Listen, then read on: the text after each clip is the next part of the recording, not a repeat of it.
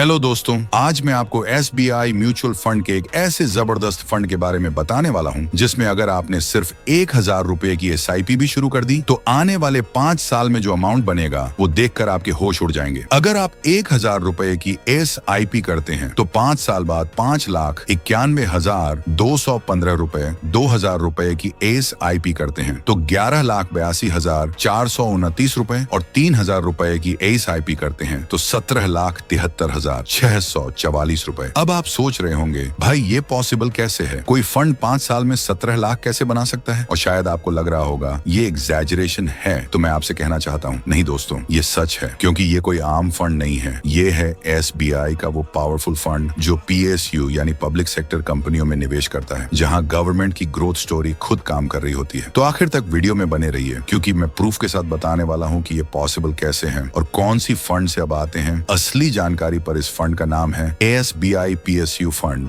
Direct growth. कुछ लोग नाम जानते हैं, लेकिन उन लोगों के पास फंड से रिलेटेड पूरी इंफॉर्मेशन नहीं होती है। और पिछले 1 से 2 सालों में इस फंड में SBI की तरफ से कई बड़े बदलाव हुए हैं और इसके इन्वेस्टमेंट स्टाइल में भी कई बड़े बदलाव किए गए हैं और अब इसका फोकस है गवर्नमेंट बैक्ड कंपनियों की ग्रोथ से फायदा उठाना। अब बात करते हैं PSU फंड के कुछ बेसिक डिटेल्स की। SBI PSU फंड लॉन्च हुआ था 2 जनवरी 2013 को और इसका मेन एम है ऐसी सरकारी कंपनियों में इन्वेस्ट करना जो फ्यूचर में मैसिव ग्रोथ दिखा सकती हैं। एक्सपेंस रेशियो की बात करें, डायरेक्ट प्लान में 0.84%, रेगुलर प्लान में करीब 1.8%। अब बात करते हैं एग्जिट लॉट चार्ज की। अगर आप 30 दिन से पहले पैसा निकालते हैं तो 0.50% का चार्ज देना होगा। 30 दिन के बाद कोई चार्ज नहीं लगेगा। इस फंड का फंड साइज करीब 5,521 करोड़ है। सितंबर 2025 तक आप बात करते हैं इसके रिटर्न की। इस फंड ने पिछले 1 साल में करीब 5.78%, 3 साल में 32.21% और 5 साल में लगभग 34.08% का रिटर्न। अब यहाँ बहुत लोग बोलेंगे भाई 34% तो बहुत ज्यादा है, इतना रिटर्न कोई फंड नहीं देता है। तो मैं उन लोगों से कहना चाहता हूँ ये कोई हवाई बात नहीं है, ये रियल नंबर्स हैं जो SBI PSU फंड ने दिए हैं। अगर आप इन्वेस्ट करना चाहते हैं तो लमसम से 5,000 रुपए न्यूनतम और SIP से सिर्फ 500 रुपए से शुरुआत कर सकते हैं।